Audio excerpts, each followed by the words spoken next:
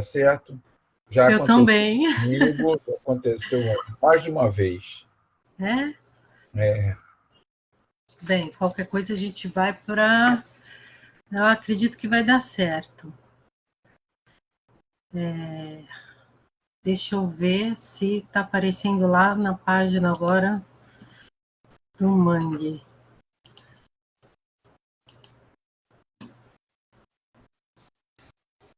Eu vou fechar aqui.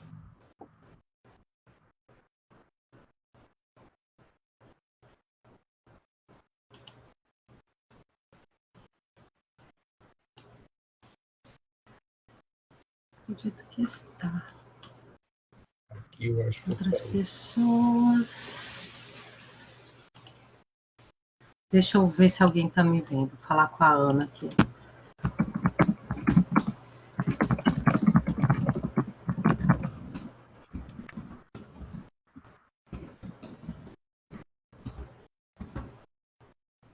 uma coisa rápida aqui. Mais saúde.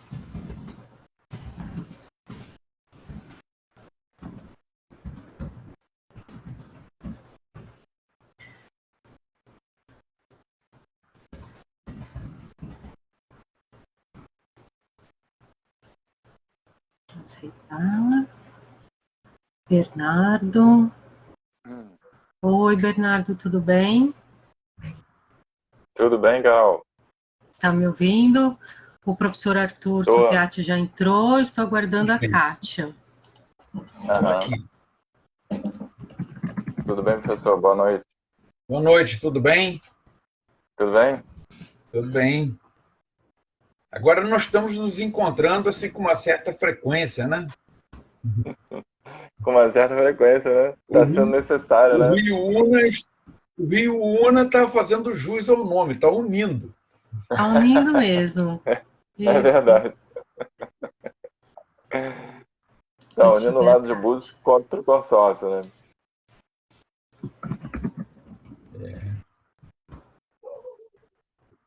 Só aguardando aqui a Kátia entrar. Eu invejo uma pessoa que sabe mexer com esses. Eu acho que já está transmitindo sim, está dando certo. A Ana está aqui me assessorando do outro lado dos espectadores.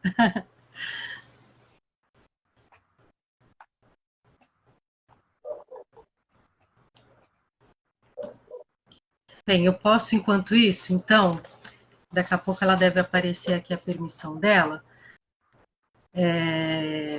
Hoje, né, acabou ficando bem corrido em cima da hora, então eu agradeço, né, a participação do professor Arthur Sofiati e da professora Kátia Mansur, do Bernardo também. O Bernardo vai me ajudar aqui na mediação também. E hoje é o Dia Internacional de Proteção às Manguezais. A gente não poderia deixar passar, né, essa data tão importante. Temos tantos mangues aqui, vocês vão poder falar melhor do que eu. Mas antes, eu gostaria de fazer algumas homenagens ao dia de hoje, até pelo local aqui que nós temos do Mangue de Pedra. A homenagem à Dona Uia, que foi uma liderança quilombola, que morreu de Covid. Né? Então, o movimento SOS Mangue de Pedra e o SOS Rio Una de Búzios homenageiam a Dona Eva, também, a Dona Eva, que é a filha da Dona Uia, então nós homenageamos a Dona Uia, e também o Andrelino, que faz aniversário hoje, e ele foi um sobrevivente, aí resistiu ao Covid também em 2020.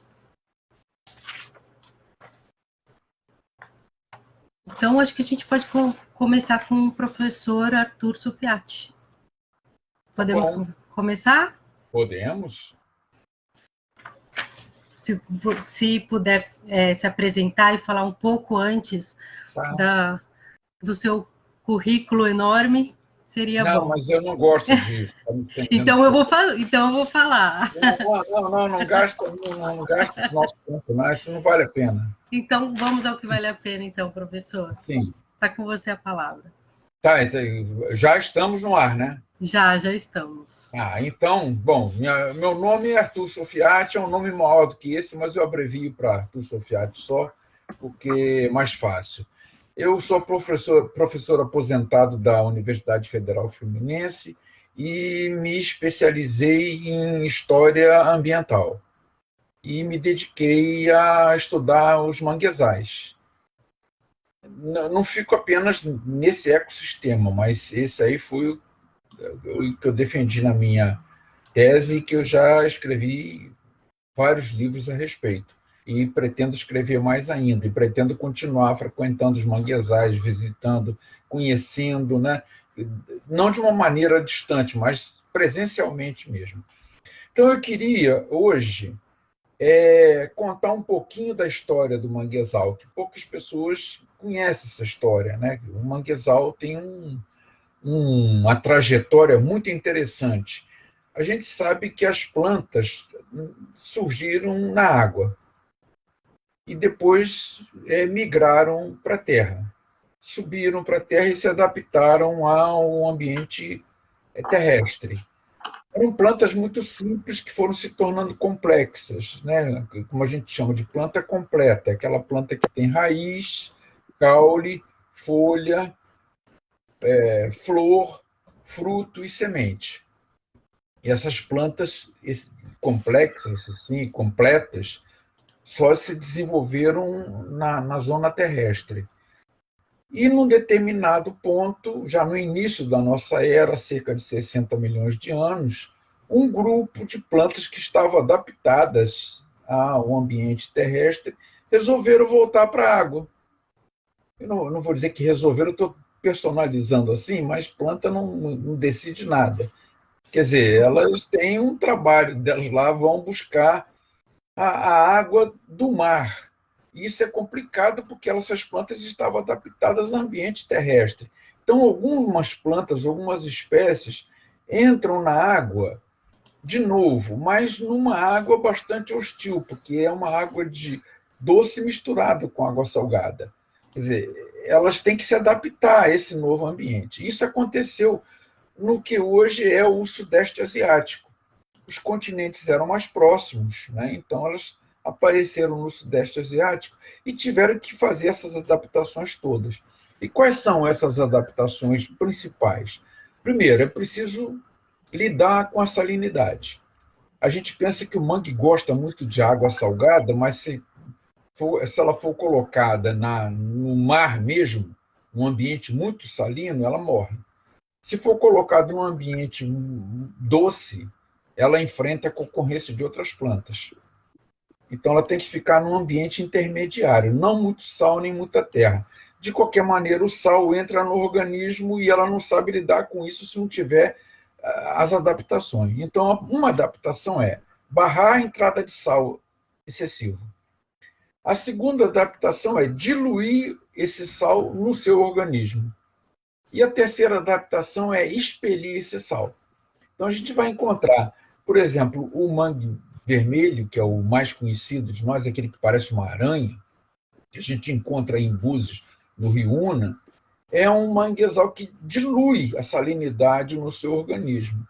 O mangue preto, que é a siribeira, que a gente encontra aí também tanto no Rio Una, quanto no Mangue de Pedra, quanto na Praia da Foca, quanto na Praia da Ponta da Sapata, é o mais elegante, é o mais comprido e mais alto. Então, ele tem uma folha, ele expele sal pela folha. Então, toda vez que eu levo as pessoas a manguezal, eu ofereço uma folhinha dessa para a pessoa lamber. Geralmente elas têm medo, acho que é veneno, alguma coisa assim, mas não. Tanto que no Brasil colonial, entre os pescadores e pessoas mais pobres, 3 folhinhas dessa espécie de mangue faziam uma sopa muito boa. Quer dizer, era o tempero, né? De graça, né? A expulsão do sal pelas folhas. O mangue, que acontece em Búzios, só expele pela parte de cima da folha. O mangue que siribeira que ocorre aqui onde eu moro, expele sal pelas 2 faces da folha. Então, essa é a primeira questão. Nascer no Sudeste Asiático e como ela aparece no mundo todo. É porque as espécies de mangue, que são cerca de 65 a 70, mais ou menos, no mundo todo, e tem outras também que são associadas, né? Navegam. são plantas navegadoras. Elas produzem semente, que a gente chama de propágulo, que é praticamente já com uma nova planta embutida numa cápsula. Então, quando ela se desprende da árvore-mãe, ela tem resistência para navegar durante muito tempo. Algumas sementes dessas conseguem passar de 90 dias sem perder o poder germinativo, só navegando, até encontrar um ponto que seja favorável à sua fixação, à sua germinação e à origem de uma nova planta que vai também gerar a sua semente, que a gente chama de propágulo, né, e expelir. E existe um outro problema para essas plantas também, é que elas se desenvolvem num substrato, num solo muito compacto, porque tem muita umidade ali, e as partículas do solo se aglutinam de tal maneira que dificulta a penetração do ar.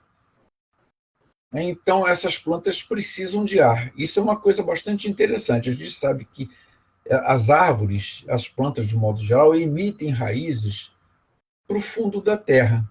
Essas raízes vão atrás de nutrientes.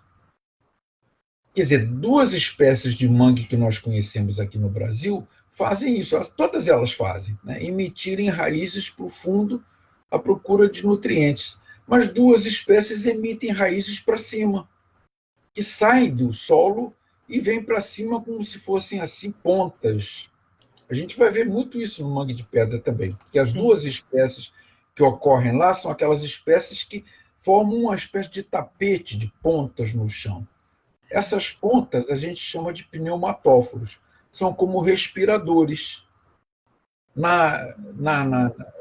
Assim, na extensão dessas pontas que emergem, existem vários poros que a gente chama de lenticela que absorvem o ar e transportam o ar para a planta, arejam a planta, né? Então, ela respira tanto pelas folhas, por onde ela faz a fotossíntese, armazenando carbono e liberando oxigênio, como elas respiram pelas raízes também. Essas raízes especiais que têm essa função de respiradores. É como se fosse um tubo de mergulhador. Sim. Hoje de manhã, nós fomos até o Mangue de Pedras e estava com a maré bem baixa, né, em razão da época lunar também, e dava para ver bastante essas espécies. Esse Lindas, tapete lindas. de raízes, né? Agora, aí a pessoa pergunta, e quando a maré enche e a água cobre tudo? Como é que essas plantas respiram pelas raízes? Bom, elas suspendem a respiração até o momento da maré baixar de novo para elas respirarem. Então, é esse o mecanismo que elas desenvolveram para lidar num ambiente salino e num ambiente muito pouco arejado, né? Conta com muito pouco ar no solo. O ar não penetra tanto. Então, elas conseguiram essa adaptação. Agora, essas plantas navegaram bastante, saíram do Sudeste Asiático em direção a leste e em direção a oeste. Em direção a oeste, elas entraram no Mar Vermelho, entraram no Mar Mediterrâneo, porque havia uma separação, havia uma espécie de canal de Suez natural ali, que não barrava a passagem. Então, passaram pelo Mediterrâneo, colonizaram todo o lado oeste da África, atravessaram o Atlântico, que era mais estreito nessa época, chegaram à América, subiram e desceram o continente americano, passaram por um outro estreito, que seria o Panamá Antigo, né, porque não havia ligação entre a América do Norte e a América do Sul, desceram pelo Pacífico até o ponto em que a corrente fria de Humboldt faz a curva, porque essa é uma outra característica das plantas de manguezal. Elas não suportam frio. Então, a gente tem aí um ecossistema, nós temos plantas que são adaptadas a um ambiente intertropical. elas passam um pouco acima do trópico e pouco abaixo do outro trópico. O ambiente delas é esse ambiente entre os trópicos. A gente vai encontrar um pouco acima do Capricórnio, um pouco acima de Câncer, um pouco abaixo de Capricórnio, mas não vai encontrar muito longe disso. E a gente vai notar o seguinte: quanto mais essas plantas se afastam da linha do Equador, elas vão diminuindo em estatura, ficam pequenas. É a mesma espécie, mas a espécie não cresce tanto.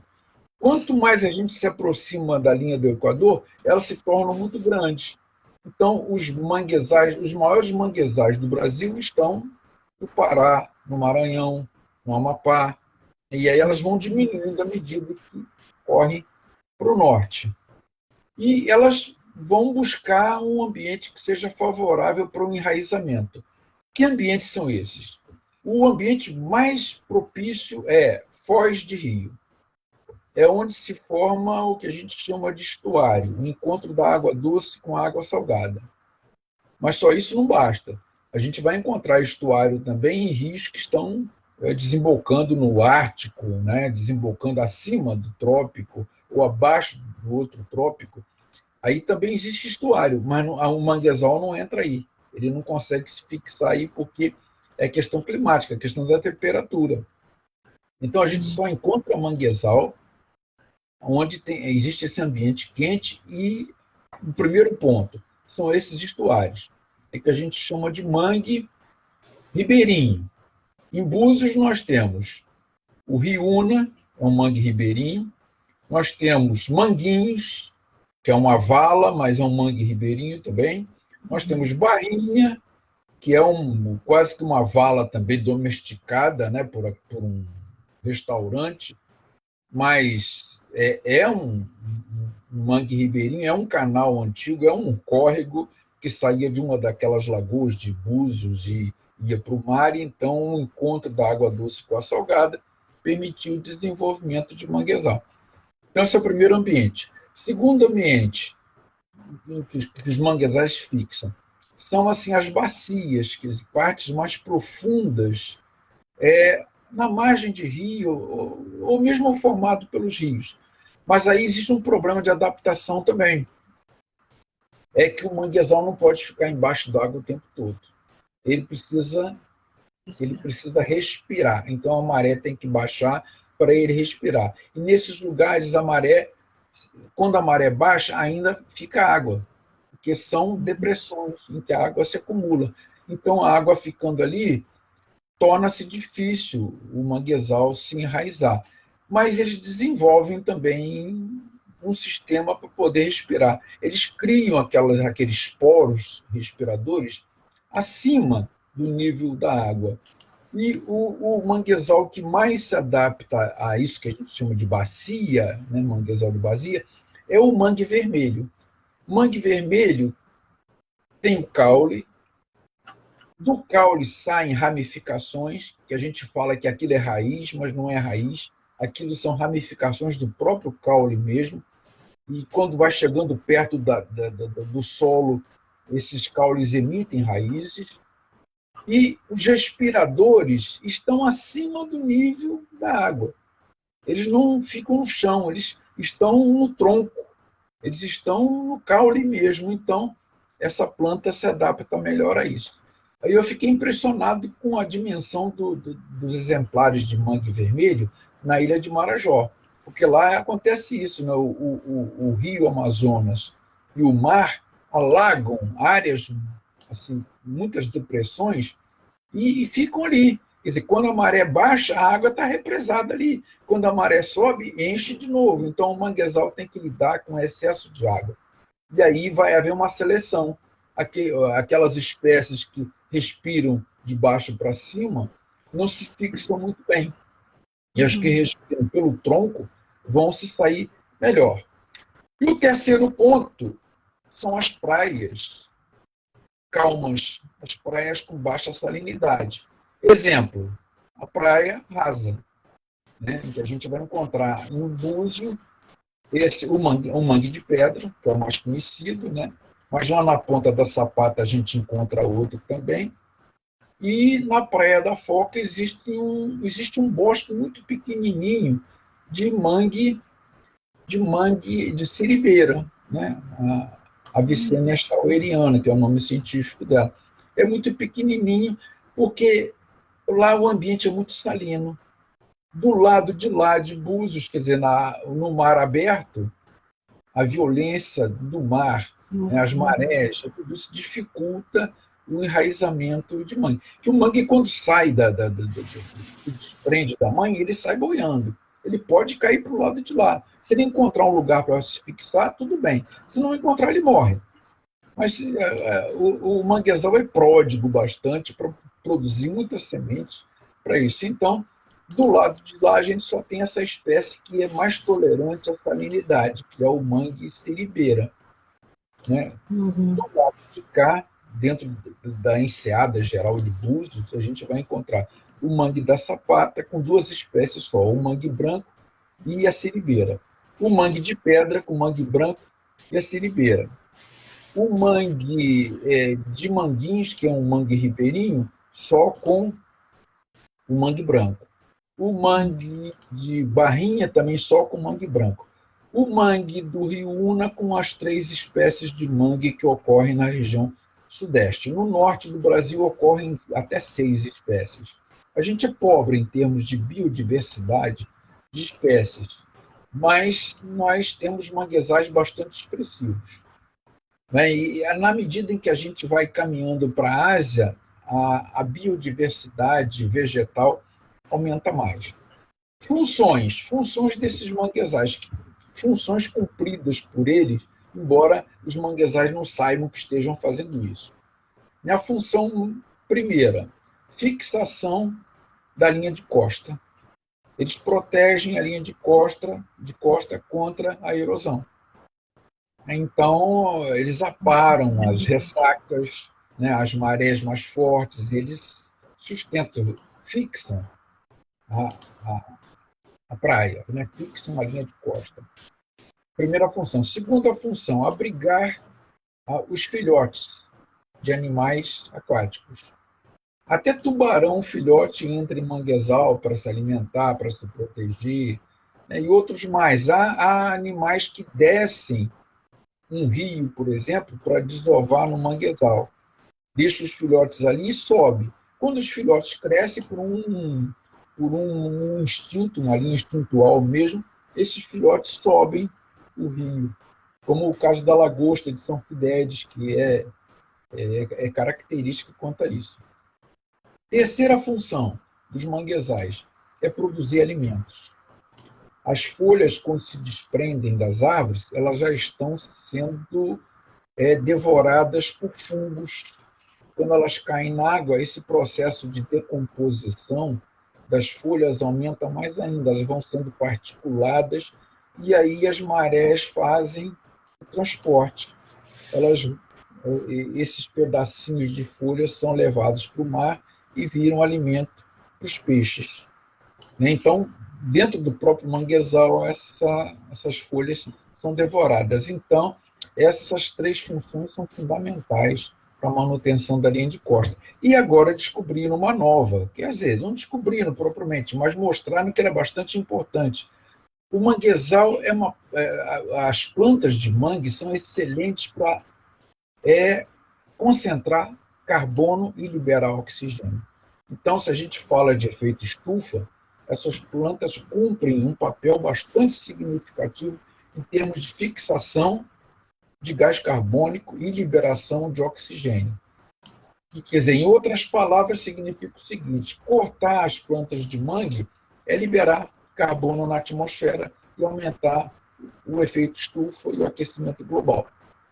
Então, já que elas têm essa capacidade tão grande de absorção, isso é bastante interessante, né?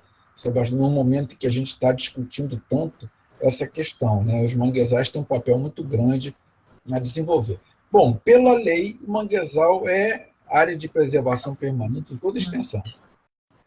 O Código Florestal de 2012 fez umas confusões lá de excluir do manguezal aquilo que a gente chama de apicum, né, para atender mais a quem está querendo produzir camarão em cativeiro dentro do manguezal. Porque o Apicum é uma área que não tem as plantas de mangue, porque é muito salina, mas faz parte do mangue. Pode perder essa salinidade e o mangue pode colonizar. Então, o Apicum deveria integrar novamente o manguezal, porque são três partes no mangue que a gente vê. Primeiro, o bosque. Depois, a área do lavado, que é o canal por onde a água da maré entra ou por onde a água do rio sai. Terceiro, é o Apicum, que é a parte mais salgada do manguezal. Então, a gente chega até ao manguezal, ao mangue de pedra, que é um mangue que a gente chama de franja ou de borda, porque não tem um rio significativo atrás, muito embora a professora Kátia demonstre com bastante propriedade que existe um aporte de água doce atrás do mangue de pedra, uma água doce que se acumula naquela falésia, naquela colina que fica atrás dele. Mas não é assim, caracteristicamente, um mangue ribeirinho, por não ter esse rio visível, né, tão eloquente atrás, como é o caso do rio Una, como é o caso do rio Paraíba do Sul, que parece bastante com a foz dos rios amazônicos, porque tem uma planta amazônica que desceu, veio descendo e se fixou ali. Ali é o ponto final dela, né? O ponto de fixação. E existe um outro tipo de manguezal que é muito raro não, mas é difícil dos cientistas lidarem com ele, que é aquele mangue que se fixa num rio, geralmente pequeno, e esse rio tem a sua foz fechada, ou por ação natural, né, por perda de vazão e força do mar, que barra, ou por ação humana, que vai lá e barra o rio mesmo, como acontece no sul do Espírito Santo, como acontece no norte do estado do Rio de Janeiro, e o manguezal fica aprisionado. A maré não entra, nem a água do mar sai, nem a água do rio sai. Quer dizer, caracterizou de uma certa maneira aquilo que a gente chama de estuário. Mas o mangue resiste ali. E aí vai depender da situação. Se ele ficar o tempo todo embaixo d'água, a tendência é morrer. Ou desenvolver mecanismos que salvem o mangue do estresse. Quer dizer, eu já vi essa situação. Mangue branco, por exemplo, embaixo d'água o tempo todo. Os respiradores afogados o tempo todo. Ele lança raízes da parte emersa e dessas raízes saem os respiradores. Em Macaé acontece a 5 metros de altura, os respiradores lá em cima brotando, como se aquilo lá fosse o solo. Solta a raiz em puxão lá de cima, as raízes aéreas, e respiradores lá em cima. Então, o manguezal tem plantas assim que são extremamente inteligentes, né, que eu acho que, de fato, inteligência na natureza... inteligência na natureza eu acho que existe. As plantas podem não ter consciência.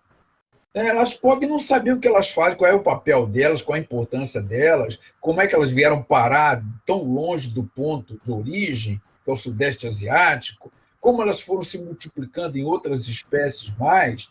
Tudo isso ela pode não saber, mas eu vejo uma inteligência, né, nos seres vivos nesse processo de adaptação a condições estranhas, a condições até inóspitas, né, até adversas para uma espécie, então para as espécies. Então eu vejo essa plasticidade muito grande nos manguezais e eu fico muito admirado disso. Um exemplo só para terminar, que eu já falei muito. Eles são tão capazes de se adaptar a condições assim hostis, e quem vai, por exemplo, a Rio das Ostras, um pouco acima do Rio das Ostras, subindo um costão rochoso, vai encontrar em cima um pequeno bosque de mangue branco.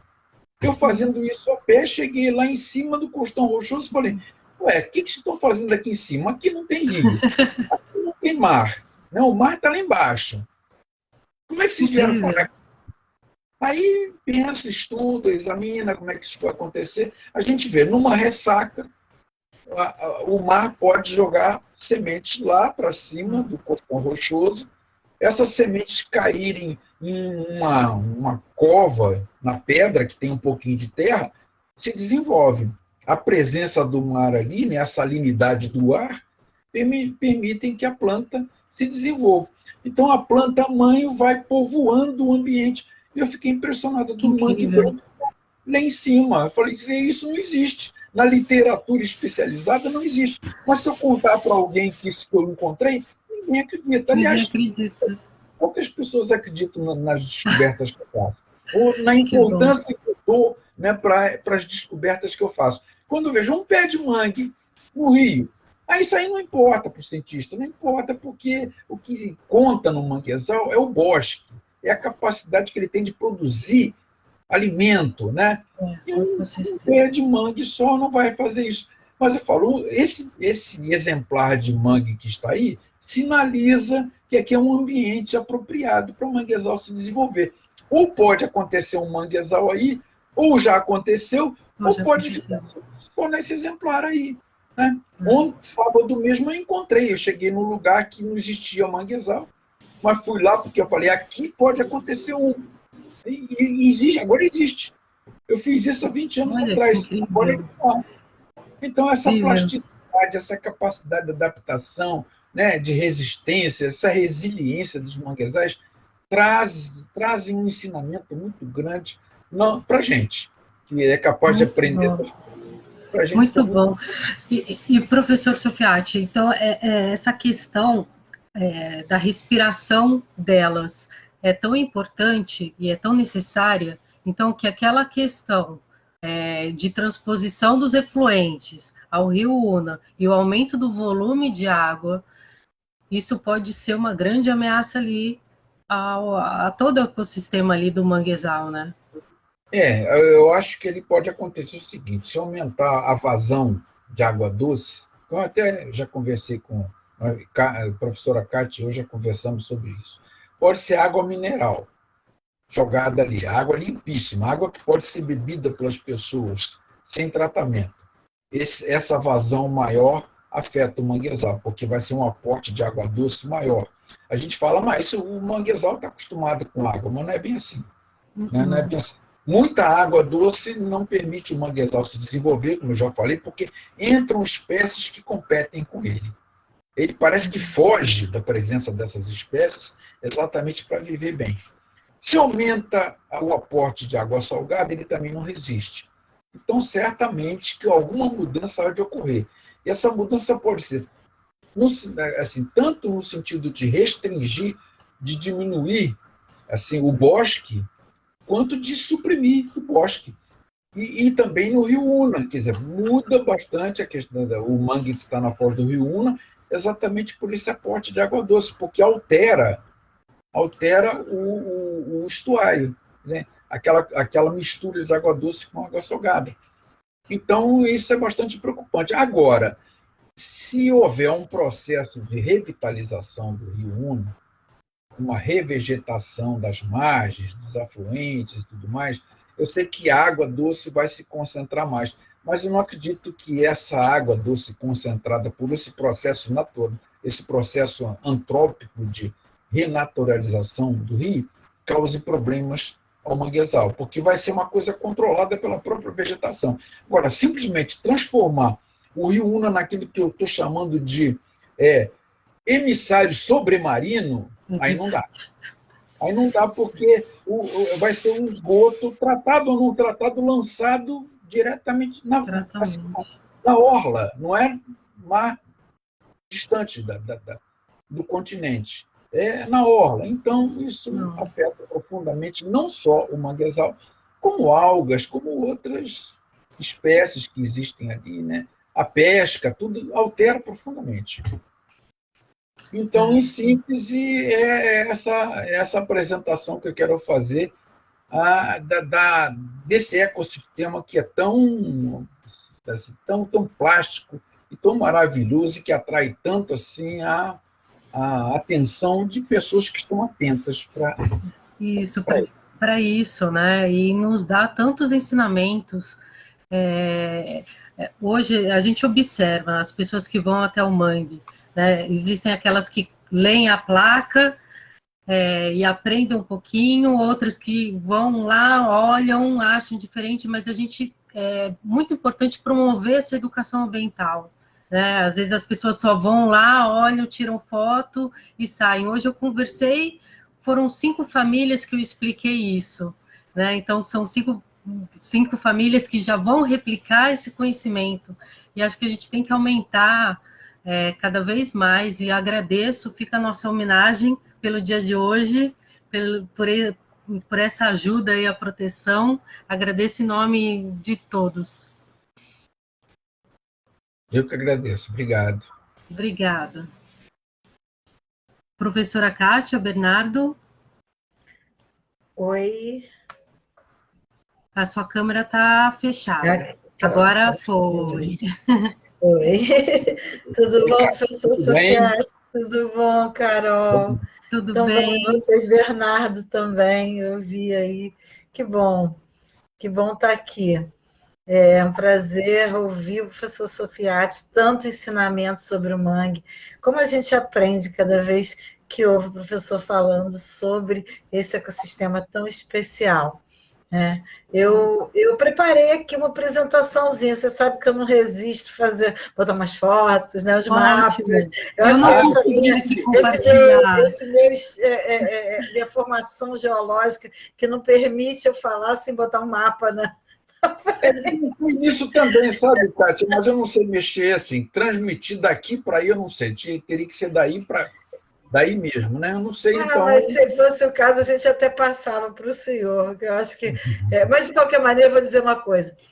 Da maneira como foi passado, eu fiquei vendo os manguezais aqui na minha frente, enquanto você falava, tratava das diferenças, das singularidades. Eu fiquei aqui viajando, eu viajei na minha cabeça, eu vi o mangue de pedra, vi o mangue da Ponta da Sapata, vi o manguezinho lá da Foca, o mangue do Una, o mangue lá do Gargaú, enfim, todos esses mangues tão espetaculares que a gente hoje comemora, né? Pois é. Então viajou tanto quanto os manguezais viajaram, ou viajam. É verdade. Eu vou aqui tentar compartilhar minha tela, vamos ver se eu vou conseguir. Me diz aí, gente, se está rolando. Eu vou botar aqui a minha apresentação. Apareceu aqui. Está indo. Apareceu. Foi? Assim? Foi. Peraí, deixa eu tirar esse verdinho daqui de cima, que tá mal. Aqui. Bom, então eu botei hoje um caranguejinho satisfeito aqui, comemorando o Dia Mundial de Proteção aos Manguezais. É claro que a gente às vezes fala assim, poxa, mas o que a gente vai comemorar? Eu acho que a gente tem que comemorar o fato da gente estar aqui hoje falando sobre isso e que tem gente que está escutando. Então, a gente vai seguir em frente, não vamos desistir jamais. Né? Então, a proteção aos manguezais, como bem falou o professor Sofiati, é essencial para que esse ecossistema tão próprio, tão espetacular, não se perca e a gente não perca os ecossistemas onde ele hoje está instalado. Né? Falando de mapas, né? Eu aproveitei e coloquei esse daqui, que é um mapinha simples, mas que ele mostra essa discussão que o professor colocou. Vindo da Ásia, eles povoaram o mundo. E aí a gente tem que o litoral brasileiro ele é todo pintadinho de verde. Né, mostrando que a gente tem manguezais, e aí muito bem disse o professor Sofiati, que para o norte os manguezais são maiores, mas também o que acontece na linha do Equador? As marés são macromarés, são marés que podem chegar a 7, 8 metros de altura. No Nordeste, a maré mesomaré é 4 metros, 3 metros. E aqui no nosso mangue, se a gente vê no dia a dia, ele é de 1 metro, mais ou menos. São as tais das micromarés. Então, isso também certamente influencia e muito os manguezais. Então, a linha do Equador também é extremamente importante nessa questão. E a gente vê também que o hemisfério sul ele é mais rico nesses manguezais. Né? Segundo, esse Atlas dos Manguezais do Brasil, ele é de 2018, mas é um trabalho muito bacana do ICMBio. Não sei se vocês já tiveram, deixei o endereço embaixo, é Atlas dos Manguezais do Brasil. E lá está dizendo que é o segundo país em extensão de mangues, com cerca de 14 mil quilômetros quadrados ao longo da costa do Brasil, muitos altamente ameaçados. E aqui eu coloquei uma foto desse mangue tradicional, né? E o nosso estado, ele tem cerca de 1% desse manguezal, em hectares, desse manguezal do Brasil. Né? É pequeno, e aí, como disse o professor, Amapá, Maranhão, Pará, são os grandes detentores dessas grandes áreas de manguezais. Mas o nosso estado, mesmo sendo um dos menores do nosso país, mas ele tem uma costa muito recortada, e isso faz com que a gente consiga ter uma quantidade de manguezais até bastante importante, apesar de muito pouco em relação a esses outros estados do Brasil. E também manguezais, nós temos aqui no estado do Rio, vindo para cá, né, esses manguezais de dimensões diferentes. Aqui eu coloquei a foz do Rio Paraíba do Sul, lá com Gargaú, aí perto do professor Sofiati, aquele manguezal maravilhoso aí na foz do Rio Paraíba do Sul, né, e uma escala que eu botei de 5 quilômetros, mostrando essa dimensão, e aqui embaixo, em branco, contornando aqui, ó, está o mangue de pedra, e aqui 1 quilômetro, mostrando que ele realmente é um mangue muito pequeno, não só em comprimento, mas também em dimensão areal. Ele chega a ter por volta de 1 hectare só. E aqui a gente vê o manguezal lá da Lagoa de Quipari, desculpa, isso aqui é uma outra coisa, é o manguezal lá do Gargaú, e aqui o mangue de pedra, bem diferentes e realmente mostrando que são mangues diversos. E esse texto aqui até diz respeito ao professor Sofiati, de onde eu tirei essa foto. Então, aqui está o nosso mangue de pedra, localizado aqui na pontinha de Búzios, entre Búzios e Cabo Frio, cerca de 1 hectare. Para quem 1 hectare é cerca de um campo de futebol, um lugar pequeno. Aqui a gente tem uma imagem do mangue na maré baixa, devia estar meio assim hoje, né, Carol? Imagina. Hoje estava assim, lindo, lindo. Com essa, mostrando as suas pedras, né? E um lugar que tem muita história de gente, história da natureza, história da interação de pessoas com a natureza, com a fauna, a flora, com a geodiversidade, né? Que tem que uma profissão de mulheres, das marisqueiras, que envolve, então, tanta coisa importante, né? E tanta história, e tanta coisa para se falar. Um lugar como esse, que passou a ser uma área de proteção ambiental, uma APA municipal, a partir de 2018, cujo contorno está aqui. Aí eu fiz uma pesquisa nesse Atlas aí também, em 2018, por esse Atlas, existiam 75 unidades de conservação, certamente o mangue de pedra não estava nele, né? Porque foi de dezembro de 2018 o decreto de criação da APA, e desses 75 unidades de conservação, 18 são de proteção integral e 57 são de uso sustentável, como é o nosso mangue aqui. Embora a gente faça uma campanha para que ele seja de proteção integral, porque a gente entende que não dá para ocupar essa área com nada mais.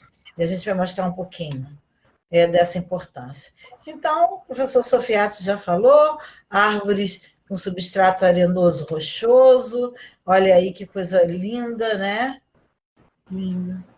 Olha isso. Aí.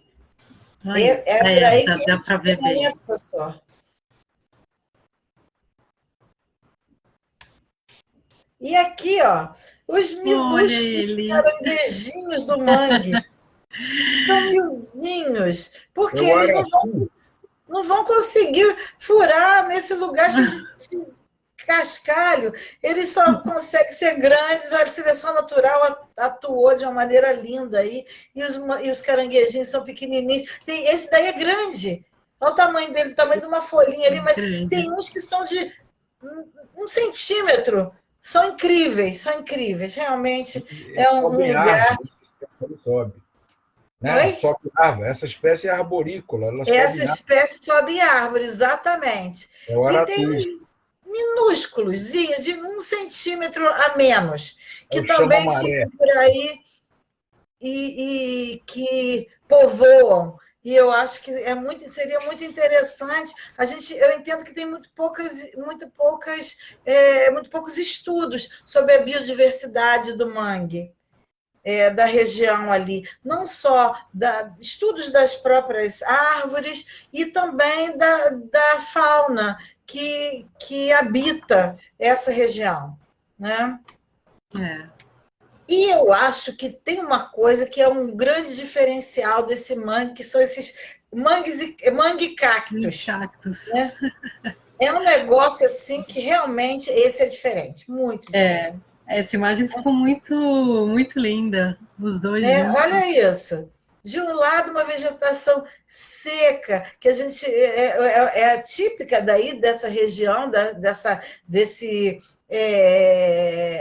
hotspot de vegetação, né? Do Centro de Diversidade Vegetal, de Vegetação do Cabo Frio, que é conhecido, essa vegetação semiárida, né? E do lado, um manguezal crescendo em cima de rocha. Tudo diferente, olha aí. Essa é a vegetação. Aqui, ó, o manguezinho lá, tadinho, soltinho ali do lado do cactus, no meio das pedras. Aí. Olha isso, que lindo. Olha isso. Olha lá atrás a falésia, lá atrás, lá no fundo da falésia, aqui, ó, as falésias lá da Praia Rasa, aqui a falésia da Praia Gorda, aqui o final do mangue, a região onde o mangue termina. Ele é só esse pedacinho dessa enseada, onde as águas vêm mais mansamente, as pedras que tem aqui ajudam a frear um pouco dessa água também, para ela não chegar forte, com ondas fortes aqui em cima, porque isso daqui é falésia ativa. Falésia ativa. Enquanto que essas aqui são paleofalésias, ou seja, antiga falésia. Para quem não sabe, falésia é uma feição de litoral onde o mar bate e vai escavando por baixo e vai derrubando a parte de cima. Isso chama falésia. E essas aqui são antigas falésias, quando o nível do mar era mais alto que o nível atual. Certamente, naquele momento, não existia esse manguezal aqui. O mar batia lá embaixo, e isso daqui, ó, era como as falésias que a gente vê lá no Nordeste. Né? Aí. Interessante. O manguezal aqui, olha que coisa. Né? E as ameaças, que nós temos várias. Essa daqui, ó, é uma dessas que hoje eu sei que vocês foram lá, né, Carol? Para coletar lixo também, lá no mangue. Depois eu tirei uma foto dos lixos que recolhemos hoje. Tirou? Tirei. Depois eu tento compartilhar aqui. São vidros, garrafas, guaravita, muito saco plástico, mas o pior mesmo, sabe, os copos plásticos, eles se desintegram em 1000. Um copo só, ele fica cheio daquelas fatias assim, e fica em tudo quanto é lugar no mangue. É uma tristeza, uma tristeza. É o tal do microplástico, né? Até lancei um desafio hoje, eu quero ouvir do Bernardo se existe a possibilidade de aumentar ali a limpeza.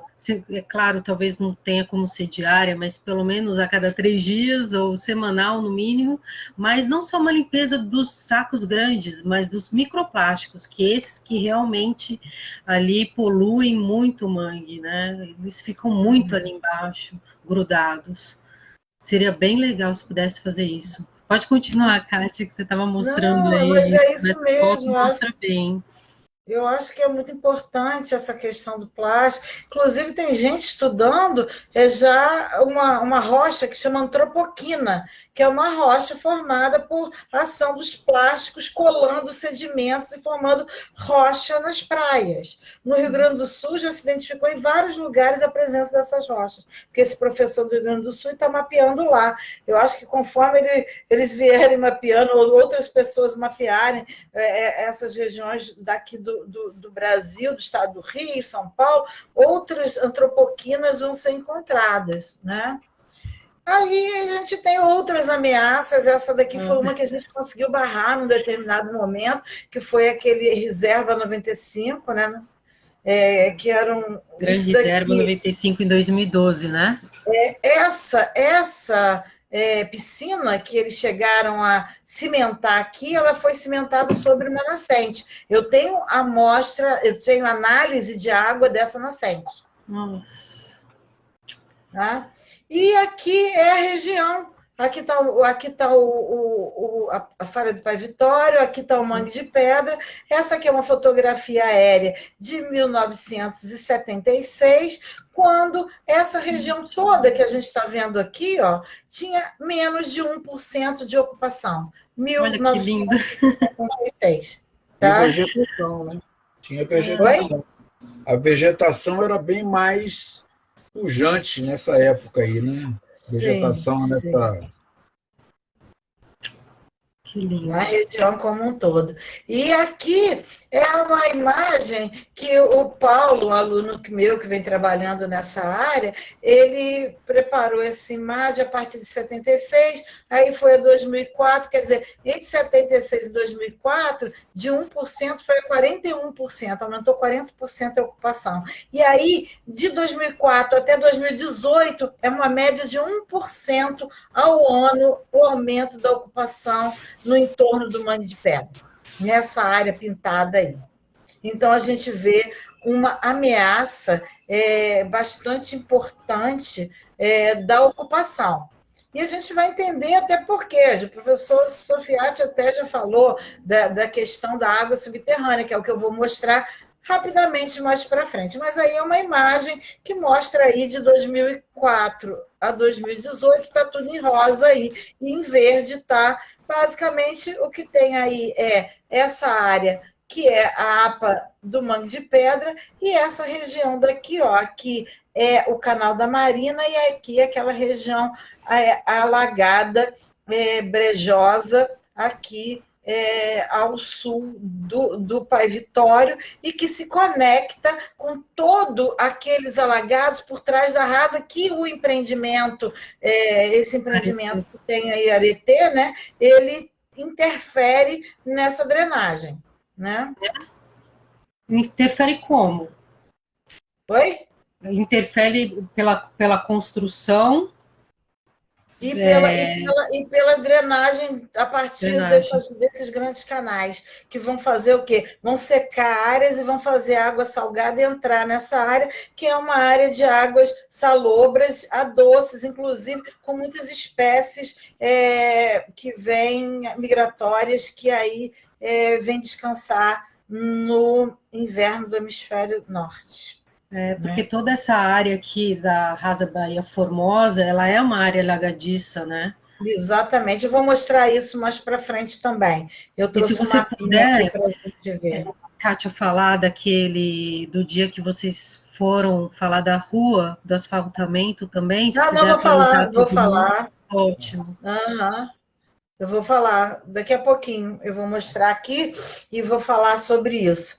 Essa daqui é uma imagem daquela de 76, onde, como eu comentei, a gente andou medindo a continuidade do mangue. Aqui a gente tinha 29 metros de espaço vazio, aqui na descida do mangue, né? Aqui nessa região. E o resto do manguezal todo é 470 metros. Hoje, aqui é 2007, já tinha aumentado o espaço vazio de 29 para 53, e em 2018 a gente já tinha 72 metros aqui, e de 470 a 419 metros. Ou seja, essa região daqui, ela está sofrendo muito com uma perda de árvores, muito possivelmente relacionado aqui, talvez, a modificações na distribuição das rochas aqui na frente. Isso a gente precisa verificar isso com muito cuidado, né? Uhum. E o professor Sofiati falou, eu aproveito e mostro, eu não vou falar deles, mas vou mostrar. Esse aqui é o bosquezinho da foca, aqui ele mais de perto, são poucas árvores, mas é mangue, tá aí. Aqui tem uma falha geológica, bem aqui do lado. Aqui é o mangue da Ponta da Sapata, aqui também, ó. A ele aí. Aqui é a nossa árvore que lá da Praia Rasa, da colônia de pesca, né? Que hoje Aqui, caiu. essa aqui, essa aqui já caiu, mas olha aqui, A a Helena. filhotinha Helena aqui com a mascotinha nascendo, crescendo aqui, resistência, né? Resistência. E aqui, como eu mostrei da outra vez, um mangue no Maranhão, que tem também rochas, tá vendo? Aqui na base. Esse daqui é de Galápagos. Sim. Tá? E aqui umas imagens do mangue do Una, tá? Que eu fiz em 2012, 2014, né? E aí, eu vou passar rapidamente aqui, que essa história eu já contei um monte de vezes, mas eu acho que é só para a gente lembrar. A gente está falando do Pai Vitório, que é a falha onde começa o Mangue de Pedra, uma falha onde toda uma região afunda e nela sedimentos, cascalhos e areias se depositam em camadas aqui, cada vez que essa falha se movimenta. Lembrando que falhas, elas geram terremotos, então a gente tem aqui estruturas que mostram que essa falha já se movimentou, pelo menos teve 4 reativações, o estudo do professor Júlio Almeida, da UERJ, e colaboradores. Aqui são esses cascalhos, né? Olha eles aí, em vários lugares. Aqui é lá no alto da Rasa. Aqui a erosão nas falésias, na colônia de pesca da Rasa, gera esse monte de cestos. Esses cestos são retirados daqui e quando a maré sobe, a onda bate, faz um barulho inesquecível. Aqui é o nosso aquífero é aqui uma falésia. Olha o que acontece. O mar bate aqui e derruba, e cai. Isso aqui é a evolução de uma falésia. Esse é o nosso aquífero. Tá vendo? Arenoso, parece que é argila, não é não. É areia e até o que a gente está de conglomerado. E com uma matriz arenosa e fragmentos aqui, ó. Olha só isso que lindo. São todos vários tipos de rocha que existem em Búzios, aparecem no chão do Mangue de Pedra, inclusive alguns dobrados, tá vendo? Que são rochas metamórficas. Essa daqui é uma rocha ígnea vulcânica, elas todas no piso do Mangue de Pedra, que faz parte desse conjunto de rochas que eram trazidas por esses rios para esse lugar. E esse conjunto de rochas, eles formam os aquíferos. E o aquífero é o quê? É a rocha que contém e transmite água. Isso daqui é na descida ali do mangue. Eu tenho um filmezinho aqui, ó. A água aqui, se vocês olharem, acho que dá para ver. Aqui é minha aluna que estava lá no dia, Helena estava nesse dia também. Nós molhamos umas plantas aí. E aqui, ó, a gente vê a água escoando devagarzinho, quer ver? Ó? Aí, aqui, ó. A água vai até, ó, descendo, até descarregar. Nesse dia, tinha um riozinho descendo. Olha, não sei se dá para notar, mas estava escoando por aqui. Assim. É o rio do Fuso. Os rios de... Peraí, agora tem que vir aqui. Ai. Bom, Então, o que eu já falei, que a gente estuda o aquífero, que é essa rocha, entende como essa água é, qual é a qualidade, como ela está distribuindo, de onde que vem essa água, como é que ela é, como é que ela descarrega na praia e como é que ela pode alimentar o mangue. E também a gente tem um outro projeto que a gente está estudando, e o mangue faz parte dessa discussão, é um projeto sobre sítios indicadores de variação do nível do mar. Como eles podem nos trazer informações, e no caso de variações, o quanto que o mangue poderia sofrer, como o professor Sofiati já colocou aqui também. Não só como ele contribui para diminuir a quantidade de gases de efeito estufa, mas no caso também, se havendo esse aumento, o quanto ele será atacado, e quanto ele será ameaçado, e a gente está trabalhando com cenários aí de estudos de variação, né? Então, aqui são algumas das nascentes, eu já mostrei isso. Aí são os vários lugares que os poços do entorno que a gente mediu. Aqui é a direção da água, que a gente calcula a partir do nível da água nos poços e o nível da água em furos que a gente fez aqui mais próximos do mangue. Aqui é um mapa que mostra o escoamento superficial, a água escoa por essas partes mais clarinhas aqui, essas partes aqui mais altas são áreas que a água vai bater aqui e escoar para infiltrar. O mangue está nessa área daqui, ó, esse verdinho mais escuro é o nosso mangue, né? E aqui são umas imagens que eu queria parar só um minutinho para mostrar para vocês, que interessante. Olha isso aqui, ó, tá vendo? Isso daqui é lá no mangue, onde a gente tem o fim do mangue, onde está ali no finalzinho, onde termina o mangue de pedra. Isso aqui é a praia. São 3 estudos onde a gente fez jogou uma corrente elétrica no solo e colocou uns coletores de informação que trazia para a gente a resistividade do material. O que é resistividade? É o contrário de condutividade. Vocês sabem que quanto mais salgada é uma água, mais condutiva ela é. Se a gente põe sal na água, a gente consegue transferir eletricidade por ela. E aqui, ó, quanto mais vermelho, é mais resistível, ou seja, menos condutível, menos sal tem. Aqui, ó, é embaixo do mangue. Olha a água, ó. A água doce que desce da encosta, que vai por baixo, como ela sobe aqui, ó, pela falha. Olha que coisa linda. Olha aqui também, ó. Olha aqui, ó. Olha que lindo. Não é só a água que escoa de cima, não. A água que infiltra lá em cima e que consegue subir através dos condutos das falhas. A gente já mapeou umas 4 ou 5 falhas aí na praia. Olha que coisa mais linda. Que estudo maravilhoso. Olha só isso. Olha aqui. Aqui é lá em cima, lá na Carlito.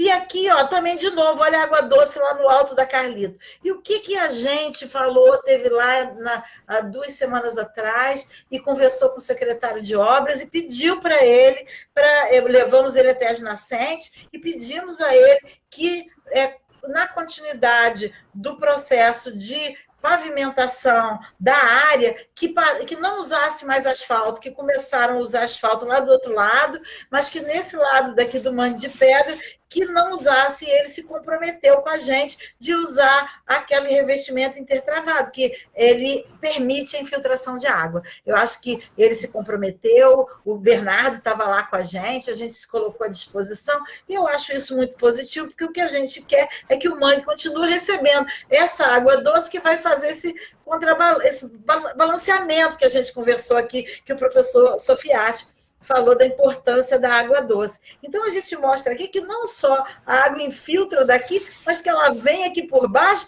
e ainda consegue subir por capilaridade, pelas falhas, para a área de cima. Ou seja, a gente tem, de fato, um lugar espetacular. Né? Temos essa cartilha. Temos essa cartilha aqui. Uhum. Quer falar? Não, pode falar.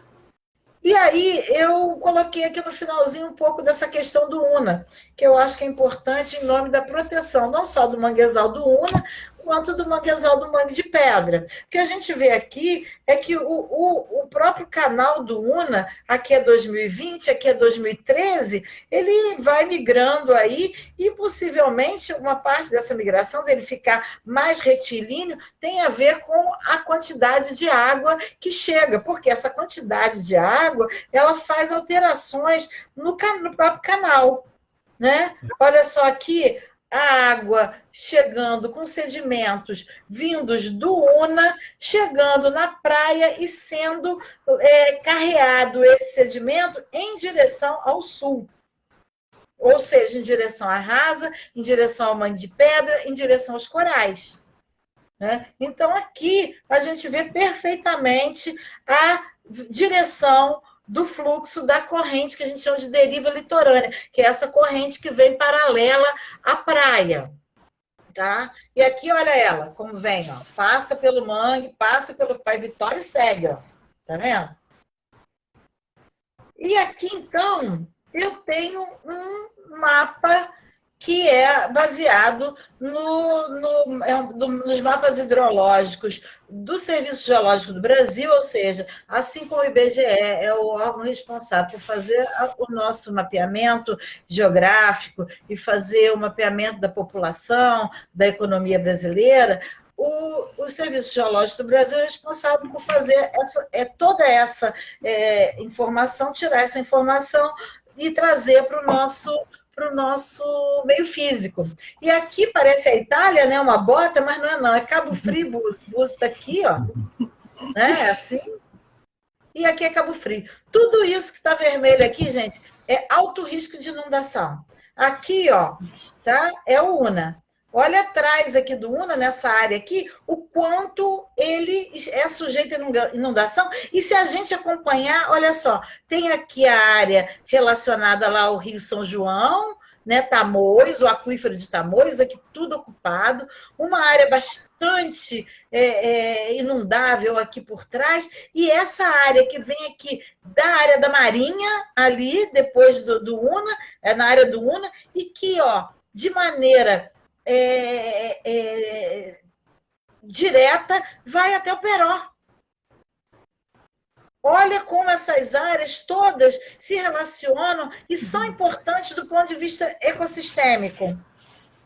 Essa água que está em subsolo. E isso é muito importante porque aumenta a vazão do Una para 800 litros por segundo. Essa área aí, que já era área com alto risco de inundação, vai ser inundada quase que permanentemente. Né?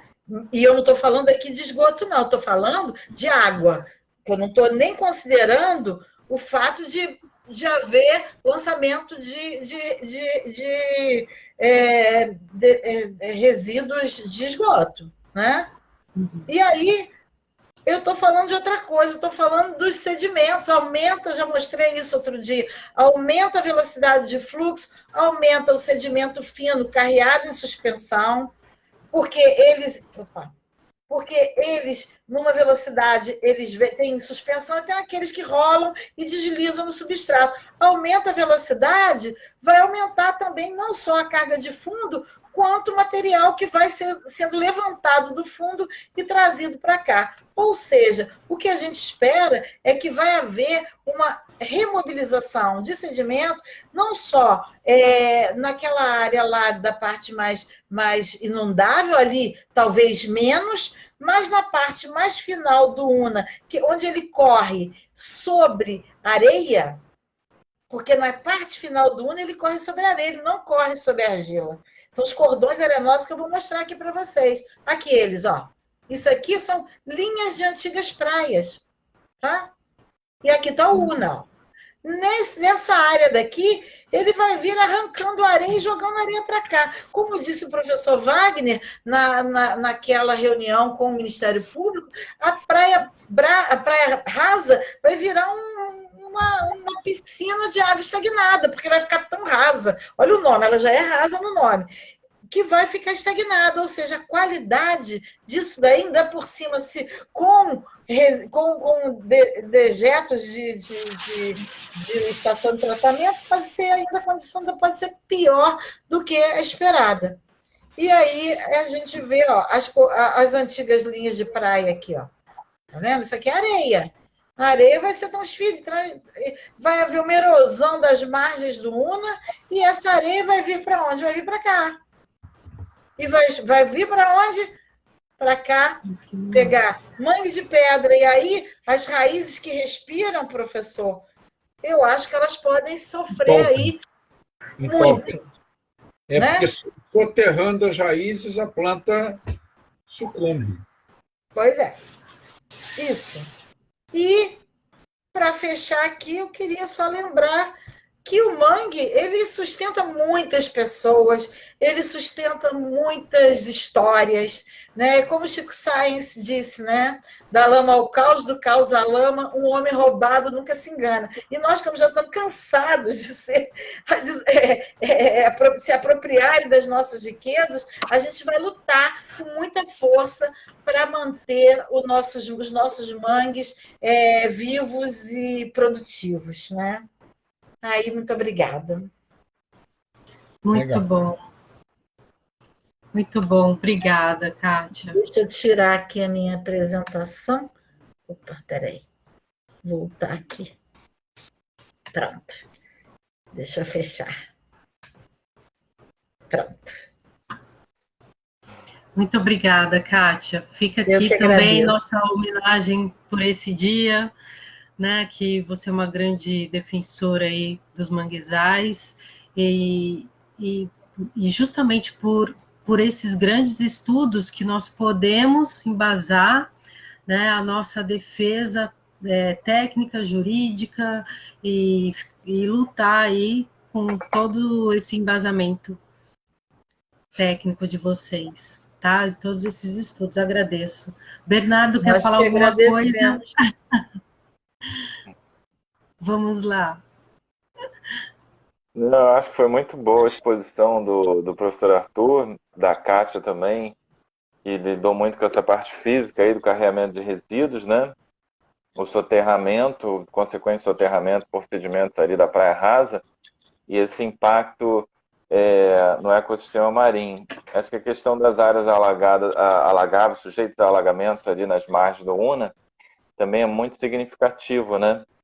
E teve uma live acho que foi do MPF, que alguém lá ligado ao consórcio, não estou lembrado, falou sobre a possibilidade de alargamento das margens para evitar inundações. Eu acho que a pessoa falar em alargamento da margem, ela realmente não conhece a região do Una, porque, como a professora citou, as bordas são todas de manguezais, então seria literalmente um crime ambiental fazer a remoção dos manguezais para fazer uma situação ali, não sei se talvez barragem de contenção, não sei qual a magnitude da interferência que eles estão chegando a propor, né? Então, acho que concordo com ela no sentido de que o lançamento, ainda que seja de efluente tratado ou não, é totalmente inadequado, principalmente nos padrões de qualidade que têm sido apresentados hoje na região dos lagos, né? Que está bem aquém ainda do que seria adequado. E você somando a isso esse enorme aporte físico, esse volume gigantesco, numa vazão muito acentuada, acho que isso torna totalmente inadequado. Mas eu queria ouvir um pouco dos professores sobre a possibilidade de proliferação das macroalgas ali na Praia Rasa, porque tem-se a constatação de que parece que o maior banco de macroalgas do estado do Rio e um dos maiores do Brasil, e esse excesso de carga orgânica que seria ocasionado por essa transposição dos efluentes, né? Ela geraria também um contexto de proliferação excessiva das macroalgas, gerando uma espécie de sombreamento excessivo na praia, no leito, né? E poderia gerar um desequilíbrio ecossistêmico aí bastante relevante.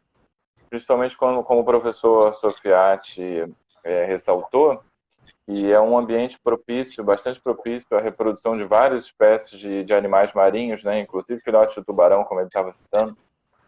Eu queria entender mais nesse contexto da proliferação das macroalgas, o que pode ocasionar, porque acho que é uma argumentação a mais que a gente tem no sentido de de mostrar o desequilíbrio, né, que essa proposta totalmente inviável e inadequada vem trazer para o ambiente marinho em Búzios, né? Especialmente que a gente tem a área de proteção ambiental, a professora estava citando das unidades de conservação, quer dizer, a gente tem a área de proteção ambiental marinha, da pesca artesanal, que começa justamente ali, por ironia, né? Começa justamente ali na foz do Una.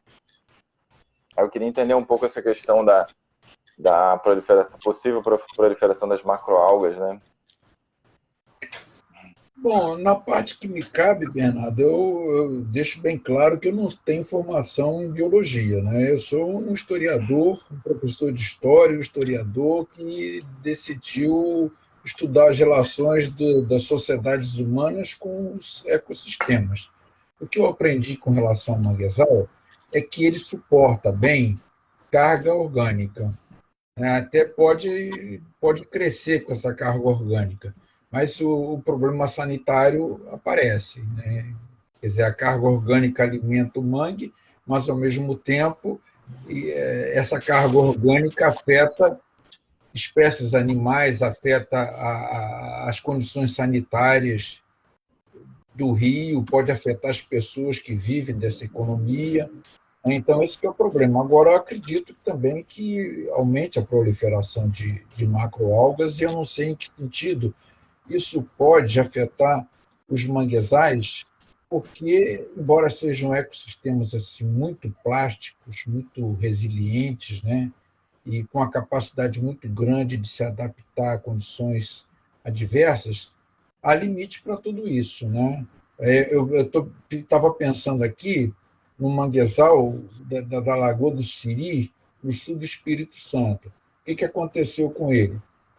Aconteceu que a foz foi barrada. Uma lagoa era um rio. Foi barrada, um rio pequeno. Foi barrada esse rio para quê? Para criar uma lagoa para atender o turismo. Então, tem vários restaurantes em volta, as pessoas colocam cadeira dentro d'água, ficam sentadas, urinam ali, jogam cerveja ali, jogam comida ali. Então, isso afeta as próprias pessoas que estão ali. E o que acarretou o manguezal, na verdade? As espécies que emitem essas raízes do subsolo para respirar morreram, porque houve a estabilização da lâmina d'água.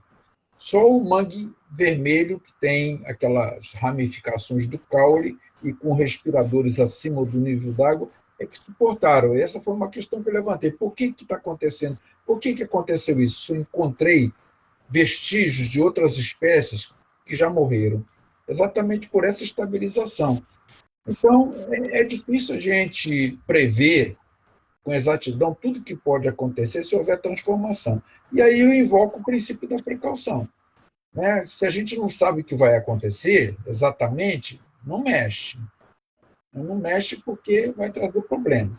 É como eu falei, eu acho que revitalizar a bacia do Una não acarreta problemas em termos de aporte de água, além do que já existe, e que possa afetar os ecossistemas que estão ali presentes. Agora, despejo de água limpa ou suja, né, transformando o rio Una, na verdade, não é nem mais, não vai ser mais um rio, vai ser um condutor, né, de esgoto, de água de esgoto, aí é outra coisa. Transformei num canal. É como aconteceu com essas áreas todas que foram drenadas, que o rio Una tinha banhados enormes, né, em 1935. Eu sei isso por conta do relatório que o DNOS, não era DNOS ainda não, Comissão de Saneamento da Baixada Fluminense, falava, existia o Rio do Trapiche, que hoje é a Marina de Búzios, né? Aquilo ali era um rio, não foi um canal aberto no continente, foi um canal aberto dentro do rio. Ali tinha manguezal. Lá no fundo ainda a gente encontra umas plantinhas, né? E o rio Una não sofreu esse impacto tão grande. Então, eu acho que não convém mexer, sabe? Não convém mexer de uma forma muito profunda, possa alterar as condições ambientais reinantes ali. Senão a gente pode ter consequências, porque uma coisa vai empurrando a outra, a gente vai ver, que como eu vi no último encontro, foi na audiência pública, o professor mostrou a pluma, né, lançada pelo Rio Una. Atinge até o outro lado, atinge o mar aberto. Então, a gente não pode medir, de fato, as consequências disso.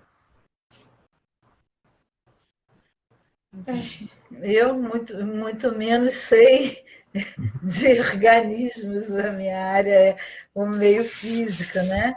Mas certamente eu acompanho a ideia do professor Sofiati de que, nesses casos, a precaução, além de ouvir os pesquisadores da área, o pessoal que estuda as macroalgas, porque eu também já ouvi pessoas dizendo que um excesso de proliferação delas também não é uma boa, um